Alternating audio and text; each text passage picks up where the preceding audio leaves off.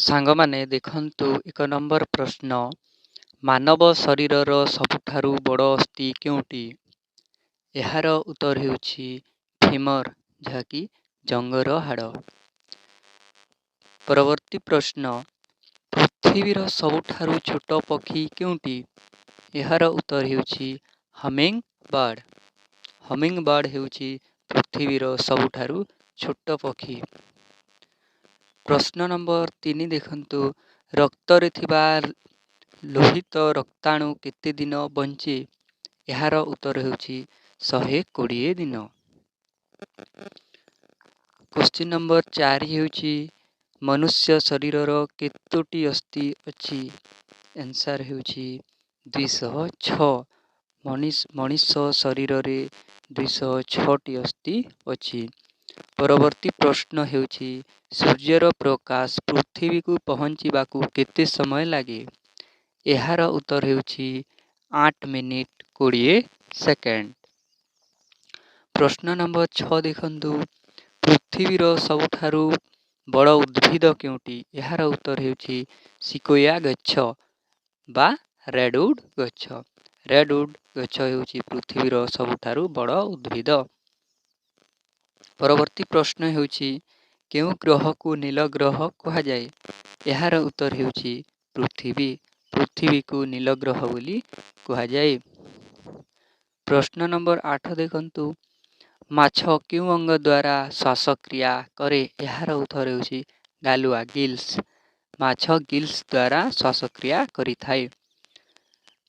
ପରବର୍ତ୍ତୀ ପ୍ରଶ୍ନ ହେଉଛି ପାଣିର ରାସାୟନିକ ସୂତ୍ର କ'ଣ? ଏହାର ଉତ୍ତର ହେଉଛି H2O। ପାଣିର ରାସାୟନିକ ସୂତ୍ର ହେଉଛି H2O। ପ୍ରଶ୍ନ ନମ୍ବର 10 ଦେଖନ୍ତୁ। ମଣିଷର ଶରୀରର ତାପମାତ୍ରା ସାଧାରଣତଃ କେତେ?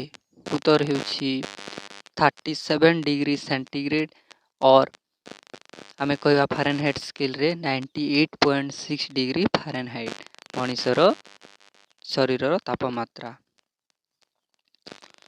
ପରବର୍ତ୍ତୀ ପ୍ରଶ୍ନ ହେଉଛି କେଉଁ ଗ୍ରହକୁ ଲାଲ ଗ୍ରହ କୁହାଯାଏ? ଏହାର ଉତ୍ତର ହେଉଛି ମଙ୍ଗଳ ଗ୍ରହ। ମଙ୍ଗଳ ଗ୍ରହକୁ ଲାଲ ଗ୍ରହ ବୋଲି କୁହାଯାଏ।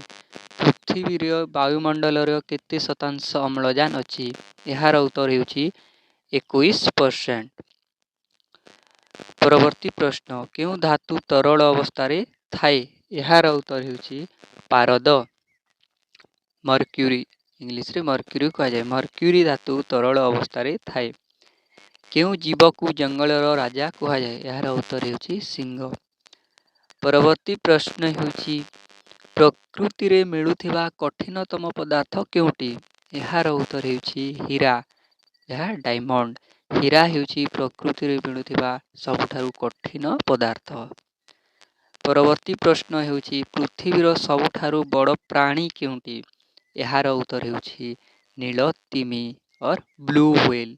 ନୀଳ ତିମି ହେଉଛି ପୃଥିବୀର ସବୁଠାରୁ ବଡ଼ ପ୍ରାଣୀ। କେଉଁ ଗ୍ରହର ଉପଗ୍ରହ ସବୁଠାରୁ ଅଧିକ? ଏହାର ଉତ୍ତର ହେଉଛି ଶନି। ପରବର୍ତ୍ତୀ ପ୍ରଶ୍ନ ହେଉଛି ପ୍ରକାଶର ବେଗ କେତେ? ଏହାର ଉତ୍ତର ହେଉଛି 3 × 10⁸ ମିଟର ପର ସେକେଣ୍ଡ। ପରବର୍ତ୍ତୀ ପ୍ରଶ୍ନ ହେଉଛି ମଣିଷର ମସ୍ତିଷ୍କର କେତେ ଶତାଂଶ ଜଳ ଅଛି? ଉତ୍ତର ହେଉଛି 75%। ମଣିଷର ମସ୍ତିଷ୍କରେ 75% ଜଳୀୟ ଅଂଶ ଅଛି। ଆଜିର ଶେଷ ପ୍ରଶ୍ନ ହେଉଛି କେଉଁ ଗ୍ରହର ବାୟୁମଣ୍ଡଳରେ ଅଧିକାଂଶ କାର୍ବନ ଡାଇଅକ୍ସାଇଡ୍ ଅଛି? ଏହାର ଆନ୍ସର ହେଉଛି ଶୁକ୍ର ଗ୍ରହ। ସମସ୍ତଙ୍କୁ ଧନ୍ୟବାଦ ଫ୍ରେଣ୍ଡ।